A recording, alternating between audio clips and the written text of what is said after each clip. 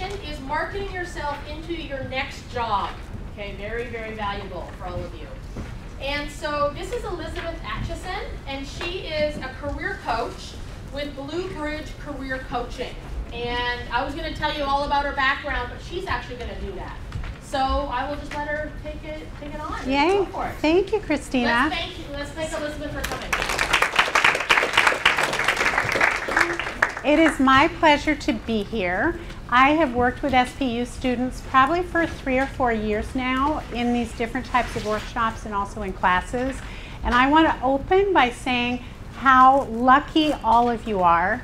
The center, I work with a lot of universities' career centers, and the Center for Career and Calling here is just a rock star center. You have incredible people who are free to you. They are resources like Christina, like Karen, like Lori, sitting in their offices just waiting for you to come visit them. And their entire job is to help you get on that bridge after college and into a fabulous first job. So take advantage of it. You have a great group of people there. So my background, I grew up in New England. I was drawn to the West by Stanford University. I went to Stanford undergrad, got a degree in psychology, and then for 10 years I had a career in advertising and marketing communications in San Francisco, primarily consumer products, and a couple of tech companies worked in there. I co-founded a nonprofit organization in the early 1980s, and then in the mid-80s I went back to business school and I got an MBA at Stanford, graduated in '86. I promise I won't step on any of your toes. I'll do my best. And after business school, I got involved with a small market research firm where I was the VP of Business Development. And business development is kind of a fancy word for sales. If you think about it, it means building business by interacting with people. And I became a career coach in the late 90s. So I've been now doing private career coaching for about almost 15 years. And what I've seen again and again and again is that as a job seeker coming into the jobs marketplace, you need to be mindful of marketing yourself. So there are all kinds of topics I could present to you that have to do with things like understanding what really makes you tick and what your interests are so that you can figure out what field to go in. But that aspect of it, that sort of beginning aspect, you can work with the Center for Career and Calling on that. What I'm going to work with you on today is the marketing of you. So we will we'll talk about how strategy and marketing really come together. The more planful and mindful you are of who you are and what you're trying to vector towards, the more effective you will be. We'll talk about all your marketing communications tools. You have an entire toolbox of things you can use. We'll talk about networking and informational meetings, which overall, in the overall job market, about 95% of jobs are landed as a result of that process. You don't get the job because you do networking and informational meetings. You get in the interview pool, right? You can't get a job unless you're in the interview pool. Kind of makes sense. So we'll talk about that, and then we're going to talk about two things that really will differentiate you. One is thanking people, and the other one is following up. And you would be surprised how many people go into job interviews and they come out and they're like, whew, that's done. They go home, they put on their sweatpants, and they, I don't know, crack a beer, start watching TV. That's when the real work begins. If you follow up, I call it killing it on the follow-up. When you leave an interview, I want you to kill it on the follow-up, because that's when they've met you, they've gotten a glimpse of you, and if you can keep going in that process, keep building the dialogue with that prospective employer, you will land that job. Okay, so this is a bit of an aspirational slide, but I guess I'm hoping, how many of you are seniors? Raise your hand if you're a senior. So really the vast majority of you. And how many are juniors? Awesome. So you guys are thinking ahead. That's really great. And juniors, you can use this for your internship this summer too. Okay, so this is why I say aspirational. I'm going to stand here. Can you see better if I stand here? Good. So you've done some career assessment. You cannot skip that step. Go to the Center for Career and Calling and do some career assessment so that you know what it is you're trying to move towards. Don't skip that step. I'm not talking about it today, but you must take that step because you need to know where you want to go, the field you want to move into. Once you do that, you can create your strategy for how to get in there. And once you have a strategy, which means a plan within a context, then it's time to start marketing. So the first element of marketing is your narrative. And I've got a yellow handout for you here, which we won't have time for each of you to fill this out completely, but you can go home and fill this out for yourself. Some people call your personal narrative an elevator pitch because it should be able to be shared with someone in the time of a short elevator ride. So it's just a very few sentences. And your narrative frames you. It allows the person you're talking to understand what you're moving towards and how they might be able to help you, okay? So it should highlight the fields you're interested in, your theme, your overall theme, who you are and what you care about, what you stand for.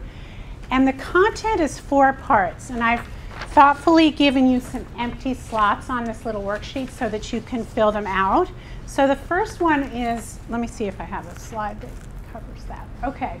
So the first element is kind of where you are now. So I've given you sample copy. I'm a senior at Seattle Pacific University majoring in, Tiffany, what you said you're in interior design. Majoring in interior design with a special interest in. So when you name a field, I recommend that you give that a little extra bump of interest. So within interior design, do you have a special interest in, I don't know, lighting, commercial design? Commercial design. Because specifically what? Oh, in Asia. Wow, we're getting more and more specific. So, and what that does, when she says I'm majoring in interior design or any of the majors that you guys have, that's kind of a big area usually. So you want to help your listener by narrowing it just a little bit to show, you know, I know something about this field and there's a particular aspect of it that I'm really interested in. So that's your number 1 piece right there. Number 2 is any experience you can refer to. And you don't ever need to use the word volunteer. You don't need to use that word. Just say, I worked in, because whether you were volunteering or interning or anything else, you were working. So just say, through my work in or study of commercial design last summer, I discovered that I'm particularly interested in Asian interior design.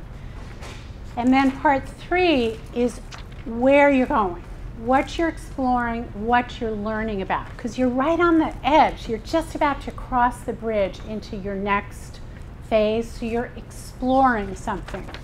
So number 3, I'm exploring ways that a person with my background and skills can make a contribution in commercial design in Asia. Did she use the word job in that narrative? Did you hear the word job anywhere? No, I heard the word contribution. I'm exploring ways, completely appropriate that you're exploring. I'm exploring ways that a person like me can make a contribution. And finally, do you happen to know anyone in your field that I can talk to? So you have your cool little worksheet here. You can go home and fill it out, right? All good so far? Okay. So at the bottom of this is an element that is actually really important for you to think about. It's a marketing concept called positioning. Any business or marketing students here? So you're probably familiar with positioning. So positioning is a concise summary of the key attributes of a product that differentiate it from the competition. And you, right now, are a product, if you will, being introduced to the jobs marketplace. So you need to know and have facing forward to prospective employers those attributes that differentiate you, so that you can be that little doggy and say, may I offer a very different scenario? There he is in his little boardroom meeting. Okay, so a great place to look for what differentiates you is your strengths. So do all of you, through sort of reflection, have some sense of what your strengths are? Maybe you're very patient, maybe you're hardworking, maybe you're really thoughtful of other people. Everybody kind of got a sense of their strengths. Those strengths might differentiate you. If you're really detail-oriented, let me tell you, we are in a very non-detail-oriented world. If you're really detail-oriented, I would include that in your strengths. Maybe you have special abilities. Anybody fluent in a language here? I bet quite a few of you are. That definitely could differentiate you depending on what it is you're trying to move into. Training or education, you've got that, right? That absolutely will differentiate you. You will be, in short order, a college graduate. And that differentiates you and allows you to apply for lots of positions. Maybe you have experience in a field that's directly related to your major. That's a huge one, because you'd be surprised how many people apply to jobs without ever having seen the inside of a commercial design shop. Maybe you love something most people hate. This can be a differentiator. Anybody got an example of that? I sort of collect these. Do you like something most people hate? Interested in waste management by any chance? Or pest prevention? There's so many interesting jobs in these kind of weird fields that some people really are interested in. Detail orientation or the ability to focus is a huge one. If you have great people skills, for many jobs that could differentiate you. And here's the big one that I bet just about everyone in here has right now. You are flexible. You can, if you need to get on a train for an employer to Portland tomorrow morning at 6 a.m., you can go. Once you go through life, you acquire, spouses and significant others and dogs and children and mortgages and commitments and soccer practices. Right now, while you're young and you don't have those things, take advantage of it. Emphasize your flexibility. Emphasize your ability to be that person who's at work, getting the job done. So you'll notice I've given you a little area down here to fill in what might differentiate you. It usually starts with things like I am, or I have, or I do, or I have been, or it usually starts with that kind of thing. So any questions about that before we move on from narrative? Yes? Earlier you said you don't need to use the word volunteer because you were working, whether or not you were paid. Yes. If you interned, a lot of places I feel like that buzzword, but I mean, is that something you should, like, I interned in a museum? Actually, I like that. Okay. Interned as a verb is Okay. it's a very fast communication. Okay. Yes, that's a good question. Okay, so what you're going to want to do, all of you are going to be paying a lot of attention to LinkedIn as you go forward, and I would like you to see if you can weave your positioning, that which makes you different, into your headline or into your summary. So here's a sample student at SPU. See, and I've put in bold what differentiates him, okay, in terms of the jobs he's applying for. Majoring in accounting, okay? That, for the types of jobs he's applying to, that will differentiate him. Internship experience in accounting office of Casa Latina. Second thing, experience, directly relevant, and excellent Spanish conversation skills. He's not fluent in Spanish, so he can't write, and fluent in Spanish. But he does have really good conversational skills in Spanish, and that could be handy for some jobs. So as you're going about not only developing your narrative, which is what you say to people, and also what you put in emails, you also need to be mindful of what's going to be in your LinkedIn profile, and we will be talking about that later. Here's a second example of someone who is using material to differentiate herself.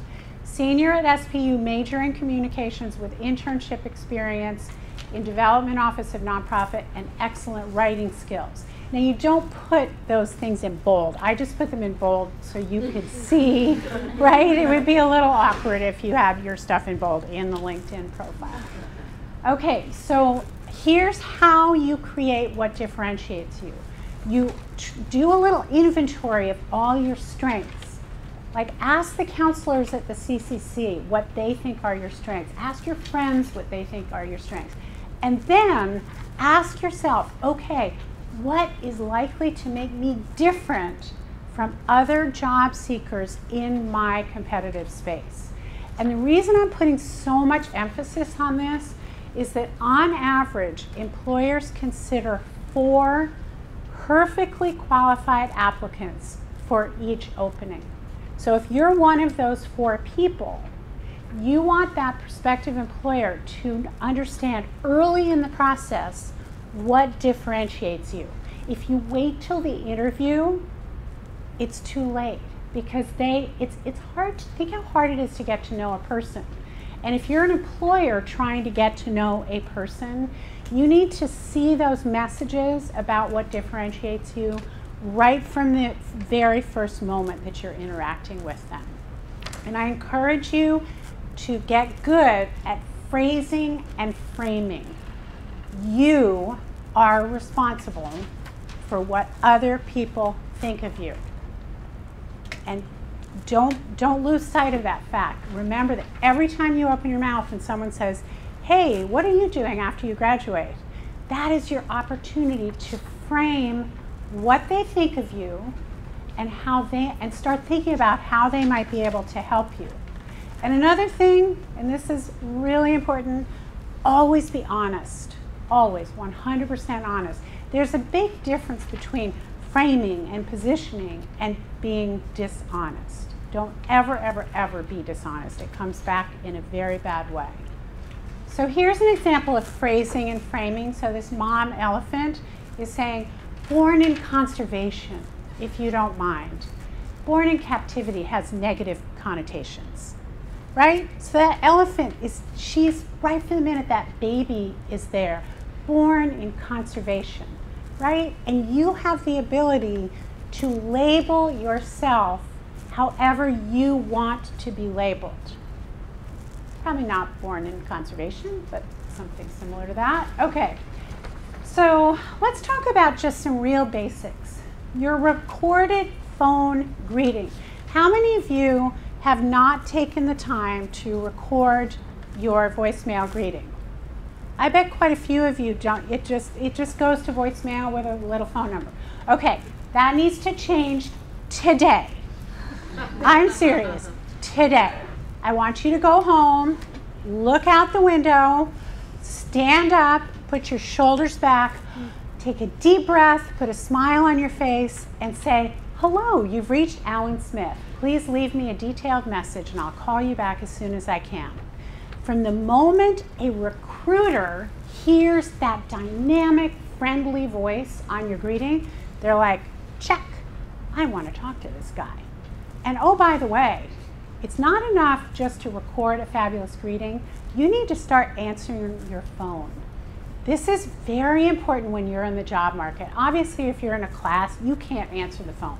But I highly recommend that you answer your phone, especially if it's a number you don't recognize. It could be a recruiter.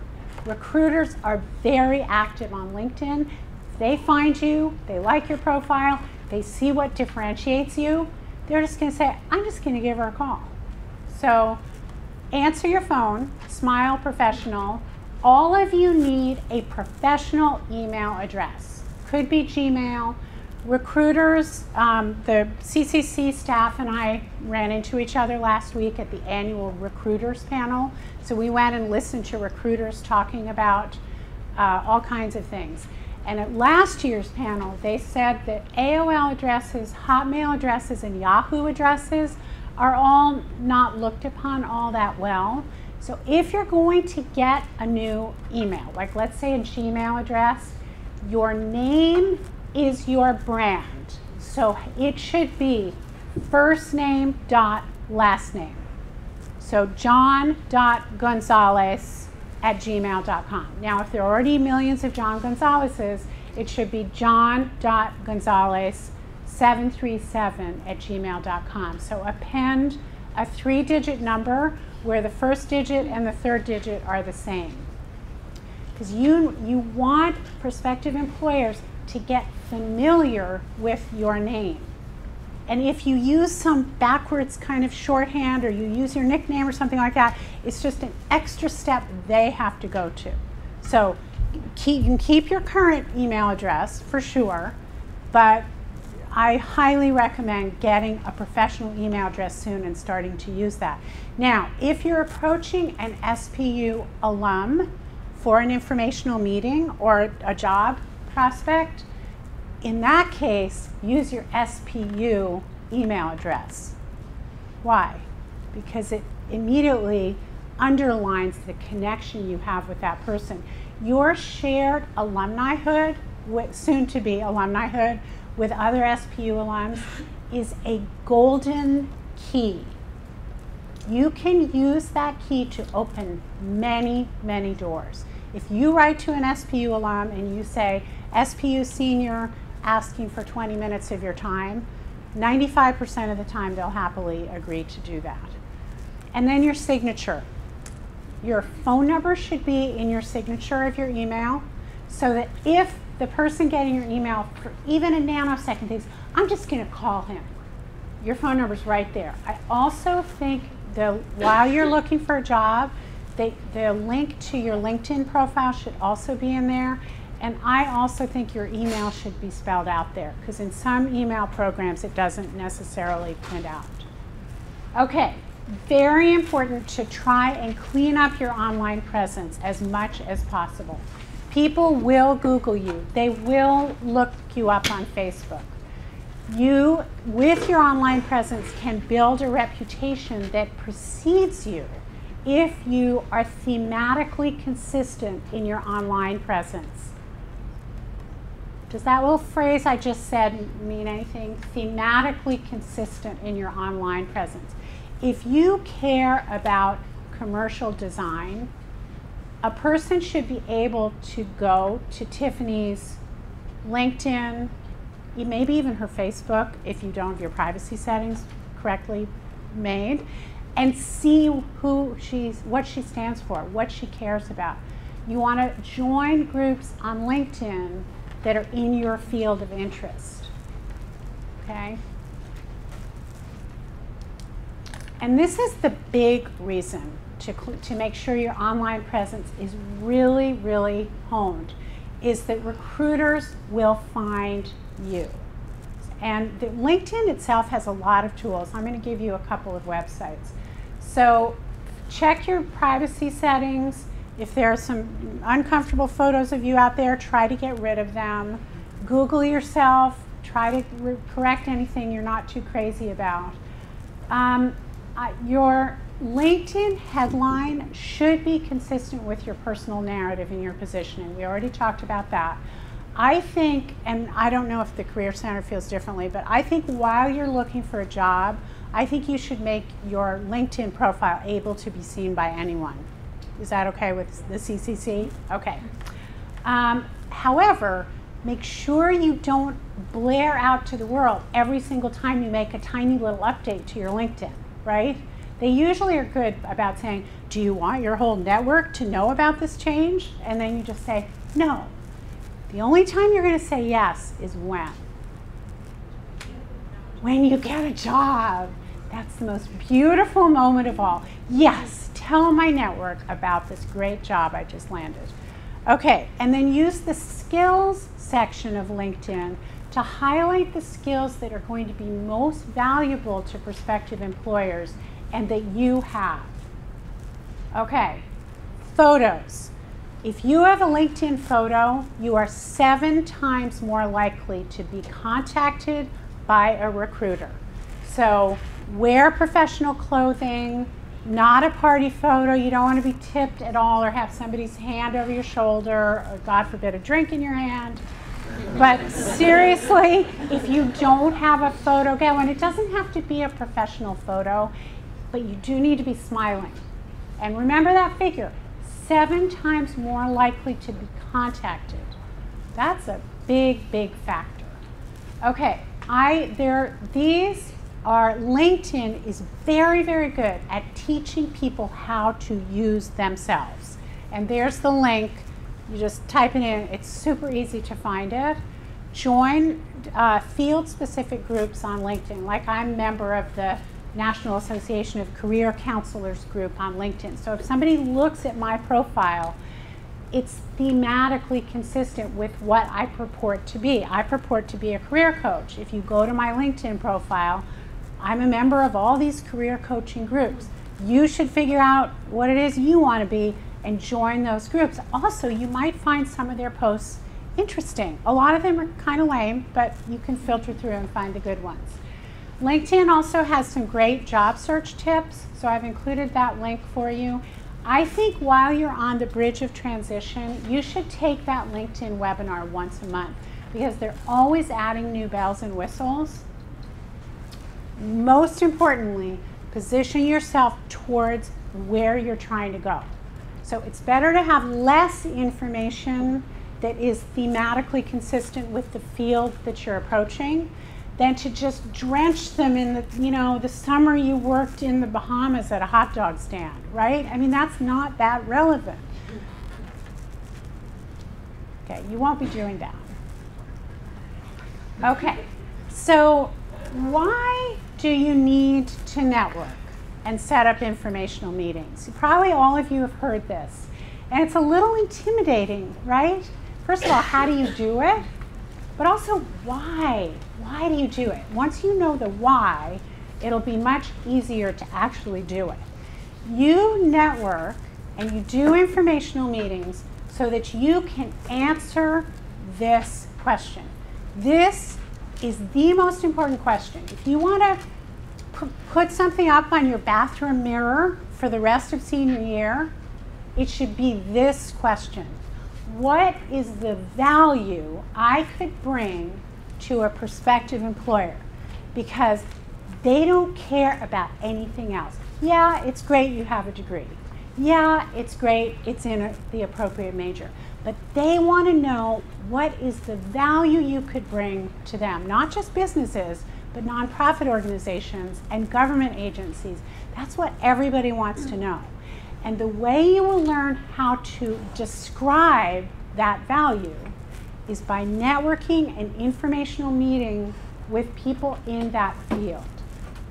This is how 95% of jobs are found.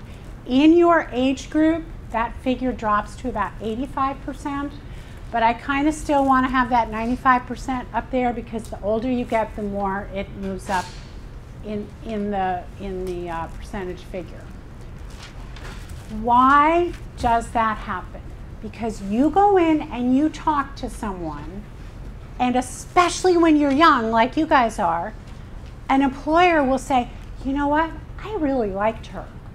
And she has some great skills, and I haven't seen anybody else like her. And let's create a job. We still are going to have to post it, and we have to follow all the human resources best practices, and we have to go through the interviewing process. But let's create a job for her. You would be surprised. So I don't know how many people there are in this room, but I bet 2 or 3 of you in this room, that will happen to you. It's a surprisingly high percentage. You become a vulture before that job is even posted. Let's say you go in and do an informational meeting with someone, And then you stay in touch, of course, afterwards, thanking them and following up and letting them know about developments with you. And then a job is posted. I call that being a vulture. So you've targeted a company, let's say, as your ideal company to work for. And you start circling that company by having informational meetings with as many people as you can. And keep in mind, SPU alumni, it's so easy to get their contact information.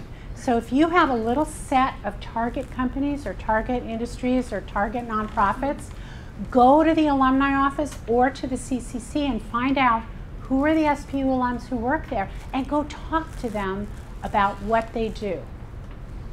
And that's how you get in the interview pool. They're never going to just give you a job, but they're going to put you in the interview pool. And you got to be there first. You got to swim before you can, get the job.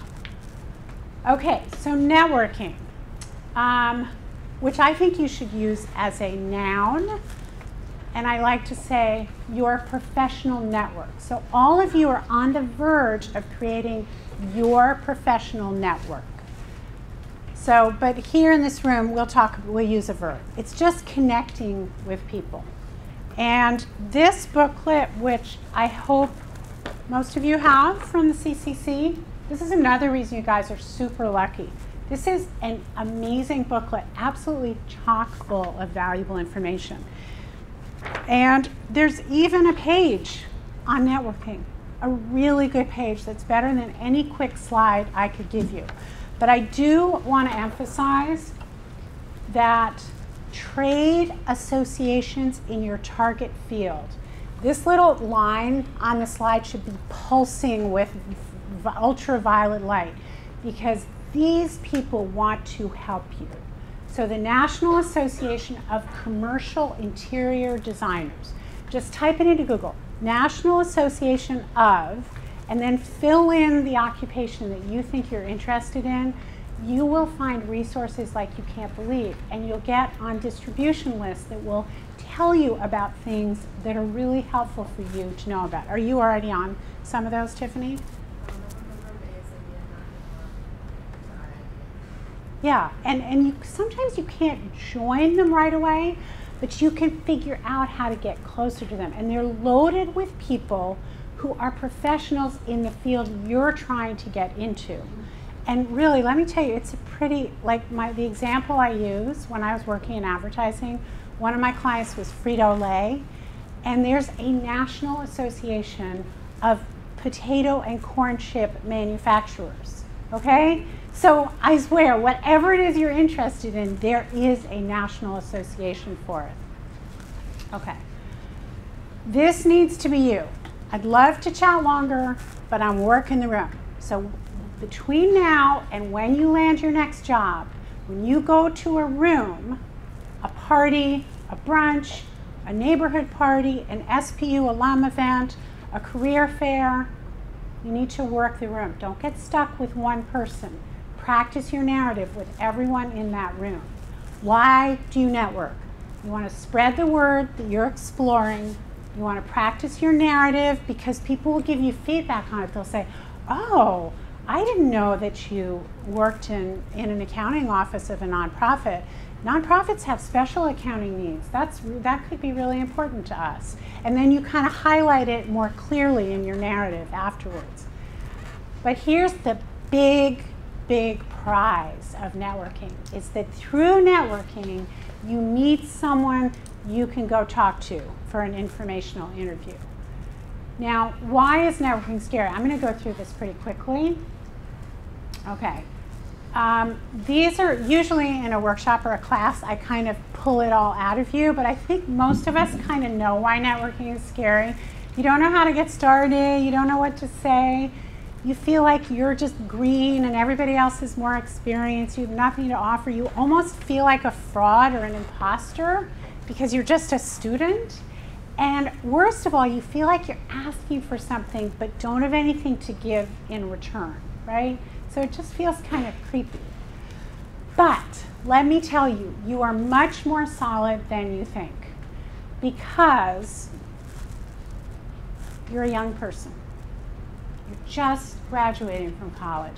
people want to help young people. I have clients, I have a full day of work back in my office. I come over here because I want to help young people. And most older people are like that. We like helping young people. It makes us feel good. So while you're young, take advantage of it. Ask people to help you. They will want to help you, especially if you put a big fat smile on your face and thank them. Thank them, thank them. Lose the guilt. I got a whole handout. It's this salmon colored handout. I originally developed this handout for the introverts in my practice, in my private career coaching practice. And then I realized it was helpful to everyone because this is how transitions are made. People go through transition by talking to people. So just acknowledge that and don't feel guilty. Okay, networking events. This is the big thing with networking events. If you're asking them questions, you don't have to feel awkward because you're just standing there. So get used to asking people questions. Hey, what brings you to this event? Are you an SPU alum? What did you major in? Etc. And repeat their name to yourself. So now, we've also already taken care of this, right? You have your narrative now, or you will have your narrative. So it's a lot easier to talk about yourself, but practice that narrative. Don't just assume it's going to come flowing out at just the right moment. Okay, so you've got your narrative. You'll be talking to lots of people. What's it like working with your hands? You need to create a tracking system of some kind, and the CCC can help you with this. Some people like a spreadsheet. Some people use an app called Evernote, which syncs to all of your devices, which is really awesome. There are other ways to do it, but don't ignore this step. It's just like the career assessment at the beginning. Don't ignore this, because when you do land a job, you are going to send an individualized email to every single person in your professional network, thanking them again for their help along the way, and telling them about your exciting new job. That's how you build a network. Okay, so informational interviewing. This is a little handout on this, so I'm going to quickly go through it. So through networking, you meet someone who knows someone in your field. So let's say Tiffany goes to an SPU career fair and she meets someone. She says, do you happen to know anybody who works in commercial interior design? And the person says, you know, my brother-in-law actually works in that field. And Tiffany says, great, would you feel comfortable introducing me to him? Yes. He says, of course, because you're a young person and you asked him with a smile on your face and you seem serious. That's the other thing about SPU students as a whole. You guys are very serious and intentional about stuff. People, like adults, grown-ups, really like that. We like that seriousness of purpose, so work it. Ask for an introduction. Offer to do the work yourself of contacting him. Like if he just wants to give you his email address, that's fine, because that way you don't have to pester him for it a week later. But you still use his name in the subject line of the email. You contact the person by email, and I've given you some sample on this first page here on the pink sheet. I've given you some sample reach out emails to people for informational meetings. The first one is just someone you meet. Andy Thompson referral, request for short informational meeting.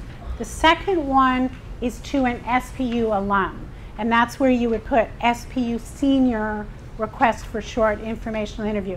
Why am I putting those two things, Andy Thompson referral and SPU senior, in the title of the email, in the subject line? Because otherwise they're going to delete it. They don't know who you are. They're going to go, cool, I can delete this one. But oh no, SPU alum, I better read this. Or Andy Thompson, yeah, I've known him for a long time, I have to read it. I think this is crucial. Offer to bring a latte when you meet with them. It's crucial for a number of reasons. It keeps them in their office. What you don't want is for the person to say, sure, I'd be happy to talk to you for 20 minutes. Let's meet in the Starbucks across the street from my office. Well, darn, you've just missed the chance to go in that office and to be an anthropologist looking around at all the artifacts of that field all around you. Even just the process of going into the entrance. You'll meet people, you'll see people, you'll observe things about that employer. So you want to keep them on their butt in their office. So offer to bring them a latte, and it's also an ethical bribe, right? You're taking their 20 minutes, so you're going to give them a latte, okay? And you know, it's kind of a big thing here in Seattle. You can bring them a flat white or whatever the latest thing is. If you don't hear anything, make a phone call after 2 emails. If you don't hear anything after, and by the way, when you write again 2 weeks later, change up the email. Don't forward the original email, because then it seems like you're saying, God, you're such a slacker. You know, I sent you this email 2 weeks ago and you haven't replied to me. No, no, no, no. Write a brand new email, send it to them, ask them, say it a little differently, but ask them the same question. This time they'll be like, oh, she's really persistent. I'm going to have to meet with her. And that's good. You want to meet with them. If they never contact you, go back to the person who referred you and say, gosh, she must be really busy. She wasn't able to meet with me. Do you have everything updated? In your first email, you're not going to send your resume, because that makes it look like you're looking for a job. And you're not going to say the word job. You're exploring the field. You're trying to learn where you can add value. You're trying to understand career paths of people in that field. You're not looking for a job. They know you're looking for a job. Everybody knows that when you graduate from college, you're looking for a job. So you don't need to tell them. It's the best. Okay? Do your homework. Scout ahead of time. I'm going to just quickly skim through this so we can get through. Okay, the agenda. On the back page is the agenda. Okay, these are the things you need to learn. What was your path to the work you're doing now? What do you like about your field? What was your path? That's a very general way to say it. It lets them tell you their story. And you'll hear in their story things that you'll go, oh, I could do that. Like if they say, yeah, you know, I took a class at Seattle Central on X, Y, and Z. You could go, oh, that's interesting. I hadn't thought of that. What do you like about your field? What changes do you see happening in the field? This is big because remember, you're trying to position yourself to offer value. So if there are changes going on and you have a newly minted degree, you might just be able to really offer help. And finally, is there anyone else who would be interesting for me to talk to? Because each time you go talk to someone, you want to get more names, okay?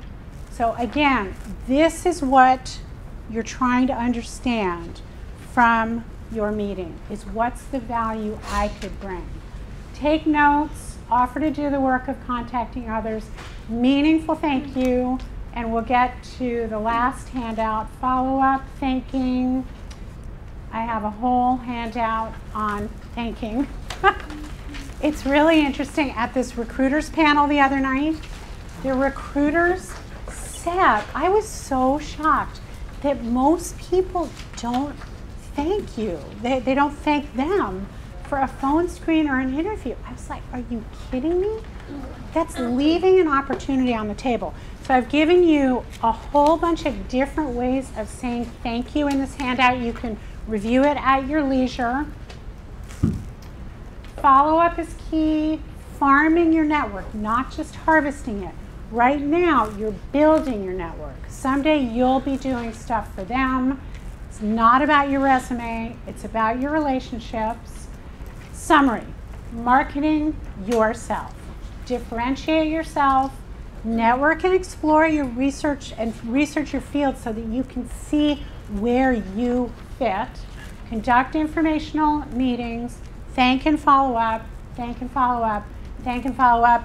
we can take questions. I know most of you have to leave in 3 minutes, so we have 3 minutes of questions. I think I got through the whole thing. Yeah, Tiffany. When you were talking about creating a tracking sheet for your professional network, and Yes. specifically about sending a personalized thank you when you get a new job, would it be appropriate upon graduation to the people that you know who may or may not be like maybe personal network Yes. or professional network, kind of a similar thing?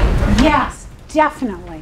So everyone you know is part of your professional network. I know that sounds kind of strange, but at the beginning of your career, that lady who lives next door who used to babysit you when you were little, she's part of your professional network because she probably knows someone who works in commercial interior design. So she can refer you to someone for an informational meeting. So I really like your idea. When you're graduating, send an email to everyone excited, happy, just got my degree, so excited to start taking my first steps towards the field I've been preparing for. Give them a little bit of information about what it is you're exploring. Say, by the way, if you happen to know anyone who works in commercial design, I would be delighted to, I'd be delighted to have a 20-minute meeting with them, and I'll bring them a latte. One more question? We go here. Yes, yes. So during the interview process, you did mention our strengths, but what's your best advice in determining our weaknesses? That's a really good question. I give entire workshops on preparing for interviews. So go to the Center for Career and Calling. Seriously, I'm serious. That is a great place to start. You always want your mention of your weaknesses to be authentic. You don't want it to be bogus and half-baked and sort of phony because they'll see right through it. But you want to communicate your weaknesses in a way that shows you're working on them and shows progress towards resolving them. Do you want to give me a sample weakness that you think you might have? Time management. Okay, so you certainly wouldn't want to tell a prospective employer that you miss deadlines, right? Like that would be the extreme bad thing. So you can say something like, you know, a few years ago when I was a freshman at SPU, I would have said that one of my weaknesses was time management. But I have worked really, really hard while I'm in college, and I kind of feel like I've got that taken care of now. So you've just sort of bridged from an actual weakness to the fact that you've got it on lock. I'm sure I still have stuff to learn, but boy, do I know the importance of deadlines. Okay, we're done. Go to your next class. I'm going to stay and take questions for 10 minutes more if anybody doesn't have to go. Okay.